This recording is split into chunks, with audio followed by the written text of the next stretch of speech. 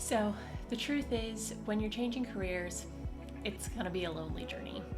So, if you are embarking on a pivot and you're feeling super isolated about it all, that's why I'm here. I want to tell my story about changing careers after professional dance so that hopefully you feel a little bit less alone. Hey dancers, I'm Kaylee and I'm the founder of Pivot for Dancers. Welcome to the channel. If you're new here, definitely subscribe and turn on your notifications so that you never miss a video from us.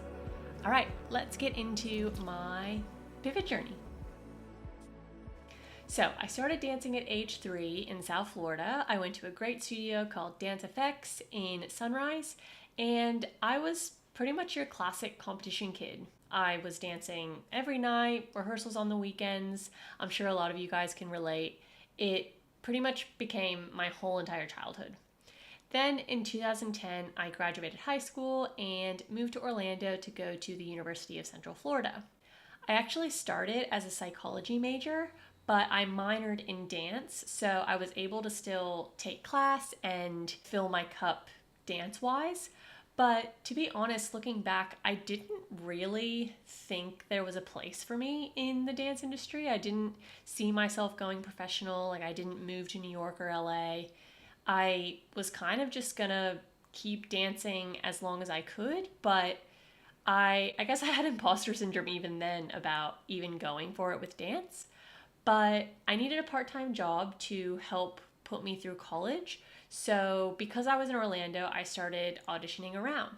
And my first professional dance job was at Universal Studios in the Superstar Parade. I was doing that part-time while I finished my degree. And it really just gave me the confidence to say, oh, hey, I actually can do this. So let me actually give it a real shot. And after I graduated from UCF, I accepted a full-time contract at Universal, eventually became a dance captain. And in and amongst everything else, I was dancing at a dinner theater. I also started dancing at a few shows over at Busch Gardens in Tampa. And yes, I did make that 3-hour round trip commute very often. But yeah, I was very busy during this time. And again, when I think about it now, it seems crazy how busy I was. I remember it would be a goal of mine to give myself one day off every other week, which seems crazy now. But at the time, I was really loving it. I was really hungry to do the thing. But I was also a little bit too thin, if I'm honest, and I never really felt great. I was sick very often, and it's interesting that even then I was so focused on being a dancer that I wasn't really listening to the cues of my body that this is not normal, that you don't feel good all the time. But anyway, I digress. Then in 2016, I booked a cruise ship contract with Royal Caribbean. So I was on the Adventure of the Seas, and honestly, that contract was some of the best times of my life. I was really feeling like I was in my prime. It was where I felt I was meant to be and what I was meant to be doing. The shows were really challenging. We had a ballroom show that really pushed me, and I loved that about it.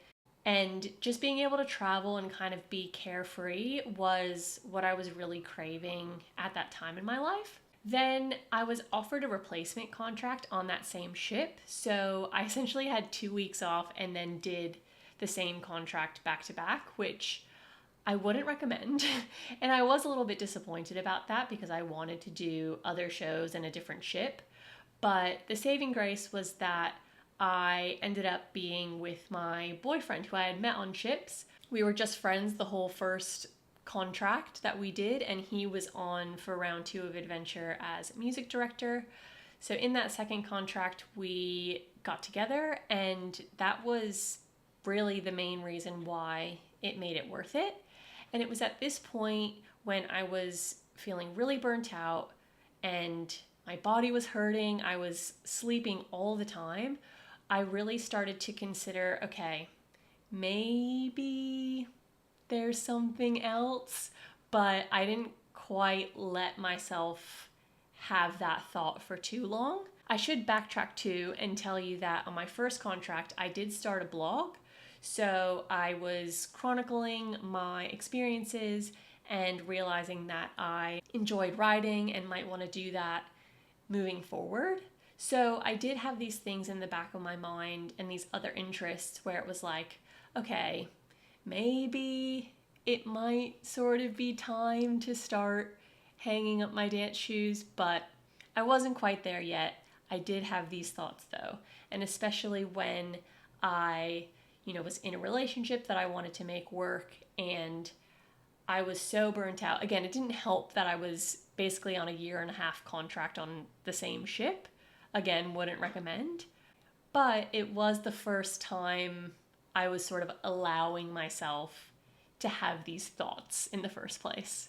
Because it is really scary. And it's kind of confusing too when you've put so much into your dance career and then one day you're kind of like, should I be doing this? It's a lot. So what I'm trying to say is that there were rumblings of my priorities starting to shift during that second contract on Adventure. Okay, quick pause. If you're enjoying this video, definitely give us a like and we can make sure that we share more career change journeys of other dancers.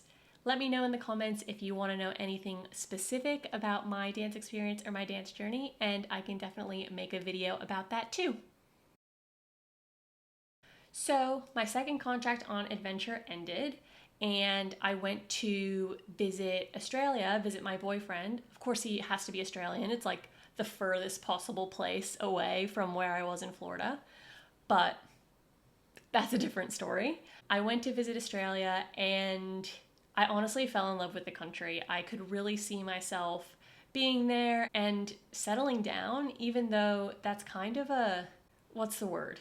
It's kind of taboo to say, oh, I want to settle down.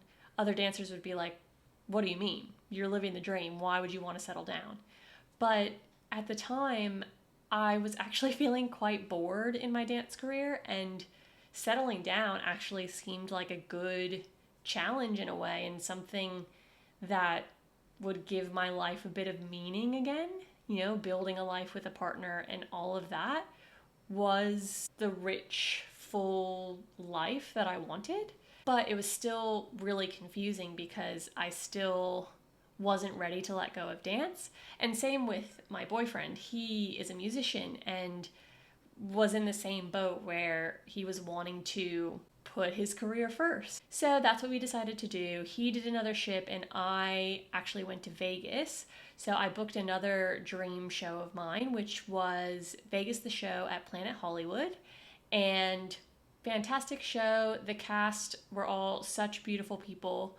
And so I packed everything up in Florida, drove across the country, and just kind of went for it.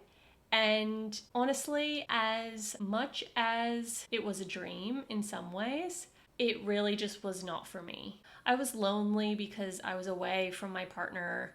I was in a new place that I honestly didn't love. Vegas. I mean, it's a desert and I'm a water baby. I grew up in Florida and I just need water and greenery, not desert. It just wasn't my vibe. My body hurt. I was broke. I was just kind of like, what am I doing? What am I chasing?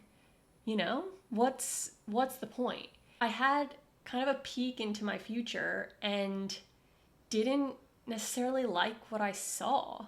I didn't want to be gigging and hustling and trying to build a whole career in Vegas. I'd already done that in Orlando. I had just come off ships. I was just kind of done. As hard as that was to admit, it was just simply not working. So I took the opportunity to move to Australia to join my boyfriend, and I actually cut my Vegas contract short. I was only in that show for about 3 months. It was a shock to me as well that I was kind of willing to put myself first in that way.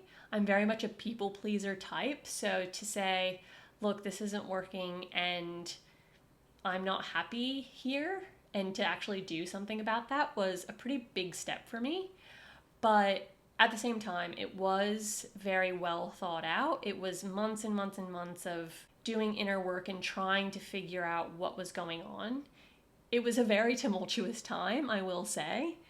Retelling it, it kind of sounds like, okay, I did this, this, and this, but it was all over the place. It was tough. But I did take that opportunity. I decided to go back to Florida, and eventually I went to Australia. And I figured, worst case scenario, I end up living in Australia for a year, coming home if it doesn't work out. That's really not the worst thing that could happen to me. But the good news is I'm still here. It worked out. But even if it didn't, I think it still would have been the right choice. I just needed to see for myself what was going to happen. So I took the leap and moved overseas in September 2018. Once I got to Brisbane, I was still trying to figure out what I was going to do. I was still content writing, so I started up a freelance business while I was sort of just in between everything. I went on to Upwork and started getting some clients for blog writing and content writing. So that was sort of sustaining me in my initial transition, but I also tried doing some dancer gigs. And I say dancer gigs because they're mostly just standing around in a costume, which I don't love. But I also started working at a fitness studio, which also wasn't the right fit. I didn't like the early mornings, and my body needed a rest, let's just say. And my partner was still a musician at that time and was gigging around, and we were able to make ends meet, but I was also in a lot of debt. So I was still very much head in the sand about the reality of what am I going to do for work and how are we going to make this work and actually build something that's sustainable. And then the pandemic hit. It was a wild time, that's for sure. But the silver lining is it kind of gave us a kick in the bum to really figure out what we wanted. That period was actually when I started Pivot for Dancers, because there were so many dancers out of work. And even for me, I had already retired in 2018, but I was still finding my feet and dealing with an identity crisis and living overseas. It was definitely a time, but I am grateful for that opportunity for us to reassess and say, let's actually take our head out of the sand and look at what we're doing and actually drive the car. So this was the period that we really aggressively paid off debt. My partner, he studied, he did a coding certification and learned an entirely new skill. I ended up getting a full-time job at a marketing agency instead of doing the freelance thing. And we really just kind of kicked things into gear. And it was definitely really, really challenging, but so worth it in the end. Because what really happened was we were honest with ourselves and about what was working and what wasn't. And we were willing to give ourselves permission to say, I actually do want to make real money. I actually do want to be debt-free. I actually do want to put energy into a new career and into building a new life. And it doesn't have to revolve around our passion or around something we loved as a kid. And also, we don't have to let go of that. So as much as it was a difficult time, so many lessons were learned, and it was really transformative for us anyway. So you're probably wondering, what do I do now? Well, I actually don't even identify with what I do for work anymore. It's simply a means to an end, really. But it was important to me that I found a career that offered some sort of challenge along the way. But I don't see myself as, I don't lead with that. I don't lead with my job. But my job title is a business analyst, which I didn't even know what this role was maybe 2 years ago. And basically what I do is I figure out what the business problems are, and then I understand those, unpack those, and I communicate it to developers. So it's kind of an intermediary between the business and the tech side. And yeah, it's pretty crazy because I would have never thought I would be in a role like that, but here we are, and I'm pretty good at it. I just had to give myself permission to be like, oh, I can do this kind of challenging corporate job that I've never heard of, and it's just about being open and curious about what else is out there and not limiting yourself. So anyway, I am a business analyst at a corporate company, but I guess more importantly, I am just trying to rediscover who I am. So I still do take dance classes here and there. There's a great adult studio here in Brisbane, so I go and try to take class as much as I can. But it's almost more important to me to find my interests outside of dance. So I've been getting really into cooking. I'm getting back into yoga, which I've always loved. I'm trying hikes and cold plunges and just trying to see where my interests take me and really understand, what do I like? What do I want? How do I want to live my life? So that's been a really exciting part of this journey as well.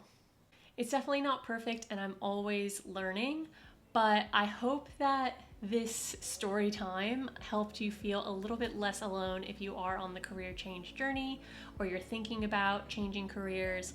It's definitely a wild ride, but this is just proof that I'm good, I'm okay, I survived, and you definitely can too. So if you want more videos like this, sharing stories of other dancers who have made a career change, definitely let me know in the comments and we can make that happen. Be sure to subscribe and turn on your post notifications, and I will see you in the next one. Thank you so much for watching. Bye.